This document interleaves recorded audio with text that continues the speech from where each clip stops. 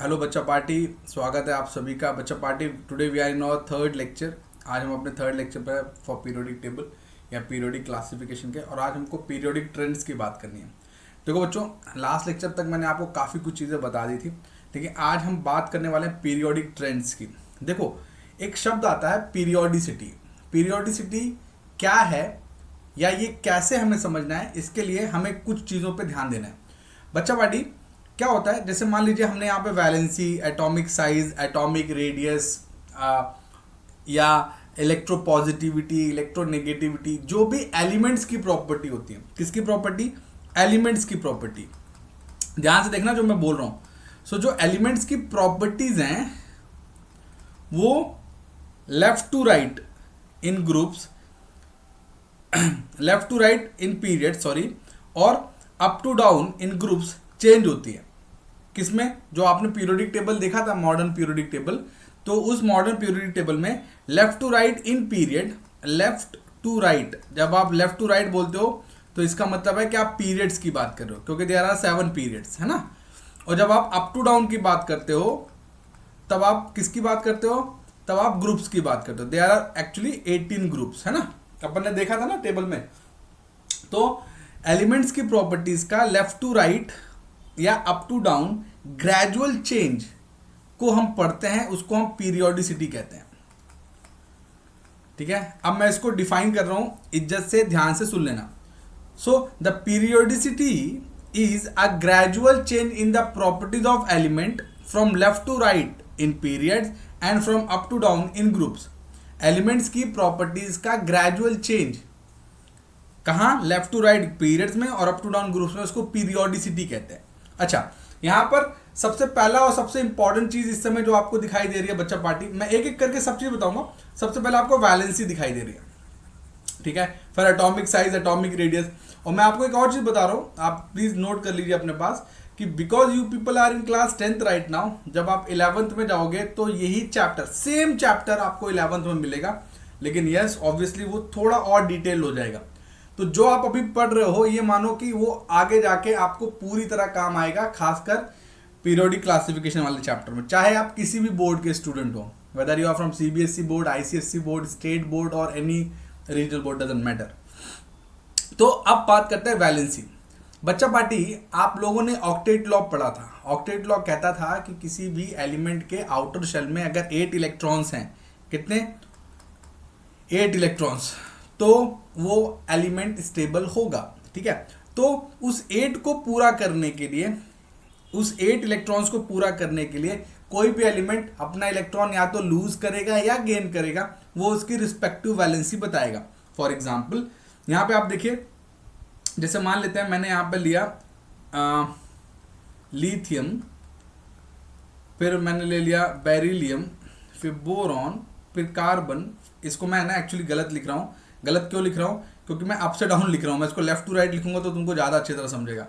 ठीक है, इसको लेफ्ट टू राइट लिखता हूँ क्योंकि ये लेफ्ट टू राइट ही लिखे जाते हैं। तो देखिए, lithium, beryllium, boron, carbon, nitrogen, oxygen, fluorine, neon.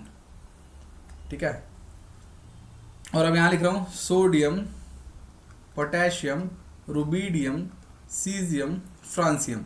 तो अब आप देख पा रहे हो कि आपको लेफ्ट टू राइट भी एक दिख रहा है और एक अप से डाउन वाला भी एक दिख रहा है ना। ऑब्वियसली मैं फर्स्ट पीरियड और फर्स्ट ग्रुप दोनों को ले लिया, एक्चुअली सेकंड पीरियड और फर्स्ट ग्रुप लिया है मैंने। चलिए, तो अब लिथियम के साथ क्या होता है? लिथियम के पास 2 1 ऐसे इलेक्ट्रॉन्स होते हैं। अब सीधी सी बात है, लिथियम को एक इलेक्ट्रॉन लूज करना है तो लिथियम +1 वैलेंसी शो करता है, बेरिलियम +2, बोरॉन +3, कार्बन +4 भी शो करता है, -4 भी शो करता है, नाइट्रोजन -3, फिर ऑक्सीजन -2, फ्लोरीन -1 एंड नियॉन 0। तो अगर मैं पूछता हूं कि वैलेंसी का क्या हुआ किसमें? पीरियड्स में, तो आप बोलोगे initially valency increases positively, then after certain group, या हाँ सर्टेन ग्रुप बोलना ही ठीक है, group, it start decreasing negatively, मैंने निगेटिवली वर्ड यूज किया है तो मतलब निगेटिवली डिक्रीज हो रहा है, -3, -2, -1। कोई बच्चा ये ना बोल दे कि सर -3 तो is a smaller number than -2, इसलिए मैंने आप बोला डिक्रीजिंग निगेटिवली बोल दिया मैंने। यस, लेकिन अगर आप अप से डाउन जाओगे तो अप से डाउन में there is nothing change from lithium to francium, they all actually show +1 oxidation state. So ये किसकी बात थी जो आपने लेफ्ट टू राइट लिखा था? ये लेफ्ट टू राइट किसकी बात थी? पीरियड्स की बात थी। तो इन पीरियड्स ये रही पीरियोडिसिटी वैलेंसी की। लेकिन अगर ग्रुप्स की बात करें तो in groups it remains constant, valency remains constant. ठीक है, अच्छा अब आ जाओ एटॉमिक साइज पर। ऑब्वियसली नाम से ही क्लियर है, atomic size means size of an atom. Okay, तो अगर जो मैं एटॉमिक साइज की बात करूंगा वही चीज सेम टू सेम आपको एज्यूम कर लेना है एटॉमिक रेडियस के लिए। अरे भाई, अगर एटम का साइज छोटा है तो उसका रेडियस भी छोटा है, अगर एटम का साइज बड़ा है तो उसका रेडियस भी बड़ा है। इट इज क्वाइट अंडरस्टूड ना। तो इसीलिए मैंने बोला कि what ever I say about atomic size should automatically accepted for the atomic radius. Okay, now बच्चा पार्टी अभी अभी अपन ने देखा, देखो boron, beryllium, oxygen, nitrogen, lithium, carbon, ये इन्होंने रैंडमली लिख रखा है ना। ठीक है, इन्होंने रैंडमली लिख रखा है। होता क्या है, जैसे अभी मैंने यहाँ पर आपको पीरियोडिक टेबल में दिखाया, फिर से एक बार आपको इधर ही आना पड़ेगा क्योंकि बार बार इसी की जरूरत पड़ेगी। तो क्या होता है जब आप लेफ्ट टू राइट जाते हो, whenever you go from left to right, so what actually happen, the number of shell is constant. याद रखो, ये हैबिट में डाल लो, number of shell is constant. किसमें भैया कांस्टेंट रहती है? In period, where in periods. ठीक है, तो नंबर ऑफ शेल मतलब जो एटम का शेल था वो फिक्स हो गया। लेकिन क्या हो रहा है, ध्यान से देखो, लिथियम, बेरिलियम, बोरॉन, कार्बन, जब आप ऐसे जाओगे तो क्या हो रहा है, एटॉमिक नंबर बढ़ रहा है ना। अगर एटॉमिक नंबर बढ़ेगा तो क्या बढ़ेगा? वेरी गुड, एटॉमिक नंबर बढ़ेगा तो प्रोटॉन बढ़ेगा, प्रोटॉन बढ़ेगा तो न्यूक्लियर अट्रैक्शन बढ़ेगा। यस और नो? तो नंबर ऑफ शेल कांस्टेंट है, but what is happening, atomic number increase, so what, number of proton increase, so nuclear attraction, very good, nuclear attraction will also increase। तो atomic number बढ़ेगा तो number of proton बढ़ेंगे तो nuclear attraction भी बढ़ेगा, और nuclear attraction तो बढ़ रहा है लेकिन एटम का जो साइज है वो क्या है? वेरी गुड, श्रिंक होगा। क्यों श्रिंक होगा? क्योंकि number of shell is constant, number of shell constant है और अट्रैक्शन बढ़ रहा है, तो न्यूक्लियस क्या करेगा? इलेक्ट्रॉन को और जोर से खींचेगा। तो लेफ्ट टू राइट क्या होगा? Left to right what will happen, atomic size decreases, atomic size will decrease. Okay बच्चा party, atomic size will decrease. But on the other hand जब आप ऊपर से नीचे की तरफ आओगे तो from up to down, what is happening from up to down? Up to down, what will happen? The main important thing, number of shell increases, है ना। नंबर ऑफ शेल इंक्रीज होगा, है ना। तो नंबर ऑफ शेल इंक्रीज होगा और क्या होगा?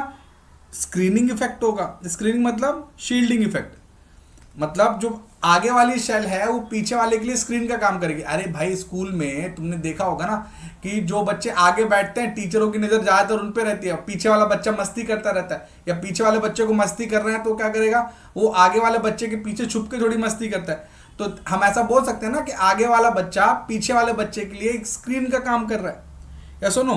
तो स्क्रीनिंग और शील्डिंग इफेक्ट भी होता है जब नंबर ऑफ शेल्स बढ़ते हैं, समझ में? जिसके कारण से, इन दोनों के कारण से क्या होगा? Nuclear attraction comparatively decreases, comparatively what? Decreases. Why I said comparatively, spelling शायद आपको नहीं दिख रही होगी। कंपैरेटिवली इसलिए बोला मैंने क्योंकि कोई बच्चा बोल सकता है ना सर कि अप से डाउन जाते हैं तो फिर भी नंबर ऑफ प्रोटॉन बढ़ते हैं ना, तो ऐसा नहीं बोलेंगे अपन। प्रोटॉन तो बढ़ते हैं लेकिन उसके कंपैरिजन में शील्डिंग इफेक्ट और number of increase in shells के कारण फाइनली क्या होता है कि साइज बढ़ जाता है। समझ में आया? तो क्या होगा, लेफ्ट टू राइट जाने पर एटॉमिक साइज डिक्रीज हो रहा है, लेकिन अप से डाउन, अप टू डाउन जाने पर क्या होने वाला है बच्चा पार्टी, एटॉमिक साइज इंक्रीजेस। जो मैंने एटॉमिक साइज के लिए बोला सेम टू सेम आप एटॉमिक रेडियस के लिए भी बोलोगे, same to same, nothing is going to get change now. तो अब मैं आपको एक ट्रिक बता रहा हूं, ये ट्रिक आपको हर जगह लगानी है, आंसर बताना है। ट्रिक ये है, ट्रिक को ध्यान से देख लो, हर जगह आपको काइंड ऑफ यही बोलना है। Whenever you answer about group, group क्या थे, अप टू डाउन, तो ग्रुप मैं लिख देता हूं, ग्रुप कहां से कहां तक, अप टू डाउन, जो ऊपर से नीचे की तरफ आते हैं उनको ग्रुप बोलते हैं। तो for group what is going to happen, number of shell increases, number of shell increases, है ना, and due to screening effect, due to screening effect, comparatively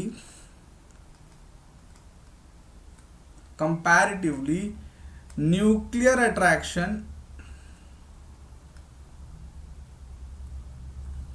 decreases, so what, dash dash dash dash dash. अब आप जो भी बोलोगे तो सो के बाद जो भी आपको बोलना है, जैसे so atomic size increases, so atomic radius increases, so metallic character increases, so non metallic character decrease, जो भी आपको बोलना है, रीजन यही रहेगा। आप सो के बाद जो भी लगाना है मैं आपको बताऊंगा, ठीक है।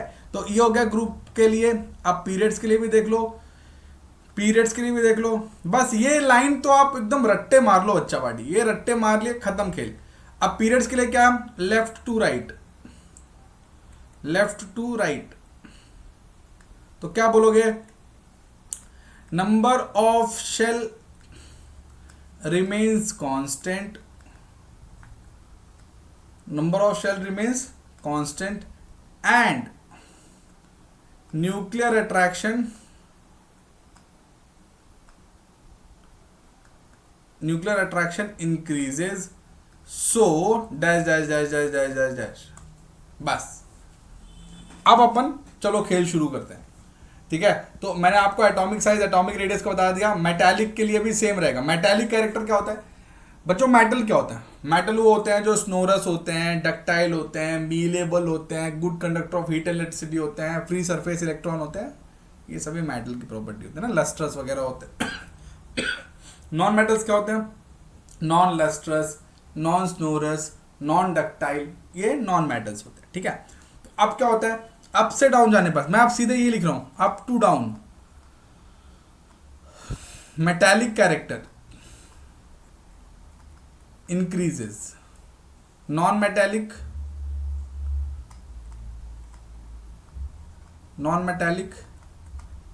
Character decreases. रीजन ऊपर बता चुका हूं मैं, ठीक है। फिर से लेफ्ट टू राइट, अभी लेफ्ट टू राइट क्या होता है, metallic character decreases and non metallic character increases. बस अब ये आपने बस इतना याद रखा है या ये समझ लिया। वैसे मैं आपको एक ट्रिक बताऊं क्या, आपको बस इतना याद रखना है कि यूजुअली साइज बढ़ने पर मेटालिक कैरेक्टर बढ़ जाता है, खत्म। तो इसका मतलब क्या हुआ, अरे यार देखो ऐसा क्यों होता है उसका भी चलो मैं रीजन बता देता हूँ। जब साइज बढ़ता है तो न्यूक्लियर अट्रैक्शन कम हो जाता है, और न्यूक्लियर अट्रैक्शन कम हो जाता है तो जो इलेक्ट्रॉन होता है वो ईजिली निकल पाता है, और वही इलेक्ट्रॉन निकल के क्या करेगा, हीट और इलेक्ट्रिसिटी कंडक्ट करेगा, स्नोरस बना देगा, डक्टाइल बना देगा, मीलेबल बना देगा। तो फाइनली क्या होगा, मेटालिक कैरेक्टर बढ़ जाएगा। तो ले दे के आपको एटॉमिक साइज से मेटालिक कैरेक्टर को आंसर करना है। तो साइज बढ़ेगा तो मेटालिक कैरेक्टर बढ़ेगा, साइज कम होगा तो मेटालिक कैरेक्टर कम होगा। रीजन मैंने आपको पहले बता चुका हूँ, ठीक है। अब देखो आसान हो गया ना, अगर आपको ट्रिक है तो सब आसान हो गया, ठीक है। बस आपको एक ग्रुप और एक पीरियड याद रखना है, ठीक है। अभी ये हर जगह सेम वैसे ही वर्क करेगा, हर जगह यही सीन है, ठीक है। अब देखो आपका चैप्टर खत्म हो गया, बट फिर भी मैं यहाँ पे दो चीजें और बता रहा हूँ, ठीक है। Let me explain you electropositivity which will be like exactly metallic, and electronegativity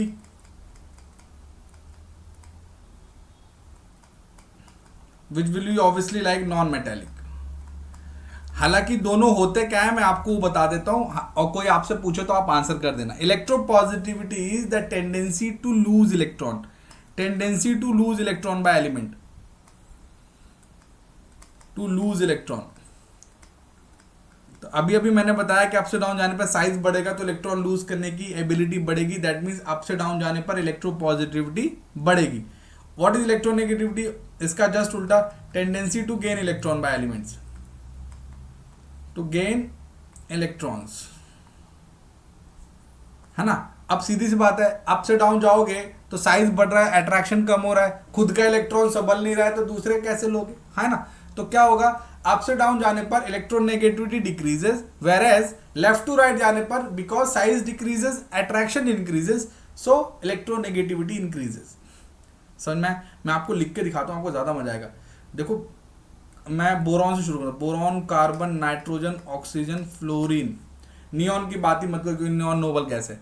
आपको जान के बड़ा आश्चर्य होगा, फ्लोरीन पूरी पीरियोडिक टेबल का सबसे खतरनाक इलेक्ट्रोनेगेटिव एलिमेंट है. और अगर पाउलिंग स्केल, मैं आपको थोड़ा 11th की बात बता रहा हूँ, पाउलिंग स्केल पे देखोगे तो इसकी इलेक्ट्रोनेगेटिविटी 4 है. ऑक्सीजन 3.5, नाइट्रोजन 3.2, एक्चुअली 3 होता है, 3.2 बोलना नॉट करेक्ट, और कार्बन 2.5 एंड बोरॉन अप्रोक्सीमेटली 2.1 के आसपास होता है. बच्चा पार्टी आप ध्यान से देखो, फ्लोरीन की इलेक्ट्रोनेगेटिविटी सबसे ज्यादा है 4 पूरे पीरियोडिक टेबल में. इसीलिए फ्लोरीन किसी से भी रिएक्शन कर जाता है. समझ में? सोचो, फ्लोरीन ऑक्सीजन से तक रिएक्ट कर जाता है, जबकि ऑक्सीजन दूसरों से रिएक्ट करता है. फ्लोरीन ऑक्सीजन से रिएक्ट करके ऑक्सीजन से भी इलेक्ट्रॉन खींच लेता है, इलेक्ट्रॉन मुझे दो. तो मतलब fluorine is a bigger don किसके कंपैरिजन में? ऑक्सीजन कंपैरिजन में. इससे भी इलेक्ट्रॉन ले सकता है ये, मतलब फ्लोरीन किसी से भी इलेक्ट्रॉन ले लेता है. इसीलिए फ्लोरीन की रिएक्शंस बहुत फास्ट होती हैं, बहुत ही ज्यादा फास्ट. और फ्लोरीन के कंपाउंड बहुत ज्यादा अनस्टेबल होते हैं. क्यों? क्योंकि वो इतने ज्यादा रिएक्टिव हैं कि वो किसी से भी रिएक्ट कर जाते हैं. तो स्टेबिलिटी का चक्कर ही नहीं है. समझ में आई बात? इमेजिन करो, पानी में H2O में अगर आप फ्लोरीन डाल दो तो तुरंत HF बना लेता है, HF, और ऑक्सीजन को बोलता है चलो निकलो. पानी तक से सोचो रिएक्ट कर जाता है. हालांकि पानी से बहुत एलिमेंट रिएक्ट करते हैं, लेकिन पानी से रिएक्ट करके ये ऑक्सीजन को ही रिप्लेस कर देता है. समझ में आई बात? मोस्टली जो मेटल होते हैं वो हाइड्रोजन को रिप्लेस करते हैं और ऑक्सीजन से रिएक्ट कर जाते हैं. जैसे अगर मान लो मैं H2O में सोडियम डाल देता तो आपको Na2O मिलता और हाइड्रोजन रिलीज हो जाता, लेकिन ये ऑक्सीजन को ही निकाल देता, चल निकल ऐसा करके. तो इसीलिए सोचो कितना खतरनाक है फ्लोरीन. और वो क्यों खतरनाक है? क्योंकि उसकी इलेक्ट्रोनेगेटिविटी सबसे ज्यादा है. तो इसीलिए मैं आपको बता रहा हूं. अब आप चाहो तो एक बार में समराइज कर सकते हो. मैं अगर एक चार्ट के थ्रू बताना चाहूँ आपको, ठीक है, मैं एक चार्ट के थ्रू बता देता हूं. तो मैं यहां पर लिख रहा हूं पीरियोडिसिटी, ठीक है, यहां लिख रहा हूं ग्रुप्स, यहीं का यहीं आपका पूरा आंसर यही हो जाएगा. और पीरियड्स, अब आपको पता है कि पीरियड्स बोल दिया मतलब कहां से कहां की बात हो रही है, लेफ्ट टू राइट की बात हो रही है. और ग्रुप बोल दिया मतलब कहां से कहां की बात हो रही है, अप टू डाउन की बात हो रही है. ट्रिक से चलना बच्चों, रट्टा मारोगे तो फंस जाओगे. अब यहां पे क्या क्या है देखो, सब चीज लिख रहा हूं मैं. Atomic size number 1, atomic radius number 2, फिर लेट से वैलेंसी भी चलो डाल देते हैं, वैलेंसी. फिर लेट से मेटालिक कैरेक्टर, मेटालिक डाला है तो नॉन मेटालिक भी डाल दो, नॉन मेटालिक भी डाल दिया, नॉन मेटालिक कैरेक्टर, ठीक है. फिर 6 डाल दो लेट से, अभी बात की अपने इलेक्ट्रोपॉजिटिविटी, है ना. और फिर लास्ट में डाल दो लेट से इलेक्ट्रोनेगेटिविटी. और भी डाल सकते हैं अपन चाहें तो, बहुत सारे और कैरेक्टर्स है जो आपको आगे चल के मिलेंगे, ठीक है. अब मैं इसको थोड़ा चार्ट आपके लिए बना देता हूँ, ठीक है, मज़ा आएगा आपको. और रीज़न आप वही उठा के डाल देना जो मैंने पहले बताया. तो थोड़ा कलर पे ध्यान देना. मैं इसको ऐसे कर देता हूँ ताकि आप लोग मिक्स ना कर दो. ऐसे कर देता हूँ, मिक्स कर दिया तो कचरा हो जाएगा सब चीज़, ठीक है. बस ऐसे करके एक छोटा सा चार्ट आपको यहीं बना के दे दे रहा हूँ. सो चलो आप लोग भी मेरे साथ खेलो, यही गेम शुरू करते हैं सच का सामना। कलर एक अच्छा सा ले लेते हैं यार कौन सा कलर बेस्ट रहेगा यहाँ पे? ब्लैक तो दिखेगा नहीं, रेड ले लेते हैं, ऑरेंज ठीक है थोड़ा सा। चलिए, एटॉमिक साइज ग्रुप में क्या होता है? इंक्रीजेज, पीरियड में decreases, atomic radius increases, period में डिक्रीजेज। वैलेंसी का मैंने बताया था, ग्रुप में कांस्टेंट है ना, और वैलेंसी पीरियड्स में क्या होता है? इनिशियली इंक्रीजेज, देन ये इंक्रीज कैसे? पॉजिटिवली है ना, देन नेगेटिवली डिक्रीजेज। आप लोग देख लेना वो जो मैंने अभी भी बताया था। मेटालिक कैरेक्टर इंक्रीजेज, पीरियड्स में decreases. Non metallic character periods में, ग्रुप्स में डिक्रीजेज, पीरियड्स में इंक्रीजेज। इलेक्ट्रोपॉजिटिविटी एग्जैक्टली मेटालिक जैसा, ठीक है, और इलेक्ट्रोनेगेटिविटी एग्जैक्टली किसके जैसा? सॉरी, नॉन मेटालिक जैसा। हो गया, समझ में आई बात? रीजन वही है, देखो मैंने आपको ट्रिक में दे दिया है रीजन, सब कुछ यहाँ पर ट्रिक में। आईसीएससी वाले बोर्ड के बच्चों के लिए भी एकदम यही बात है, ये आप इतना याद कर लो, और ट्रिक तो मैंने आपको पहले ही दे दिया है, बस ट्रिक को आजमा लो। समझ में? आप जहां चाहे वहां यूज कर सकते हैं, मैं बता रहा हूं। आपने ये ट्रिक अगर दिमाग में रख ली तो बस ये ट्रिक रट्टा मार लो, समझ लो जो भी है, और बस यहां से आंसर कर दो उठा के। ठीक है बच्चा वाडी? So on that way guys we have just completed our chapter. ठीक है, now we have to start our exercise. हम अपने एक्सरसाइज शुरू करेंगे। उम्मीद है आपको समझ में आया हो। आप इसका सोल्यूशन भी कील ऐप के एनसीईआरटी सोल्यूशन के पार्ट में देख सकते हैं। ठीक है, तो एनसीईआरटी सोल्यूशन में आपको इसका सोल्यूशन मिल जाएगा, और आप चाहो तो एक्सेलेंस एजुकेशन के चैनल पे भी, यूट्यूब चैनल पे भी देख सकते हो इसे। तो बस मिलते हैं अपन अगले लेक्चर में, तब तक के लिए bye guys, take care, bye everyone.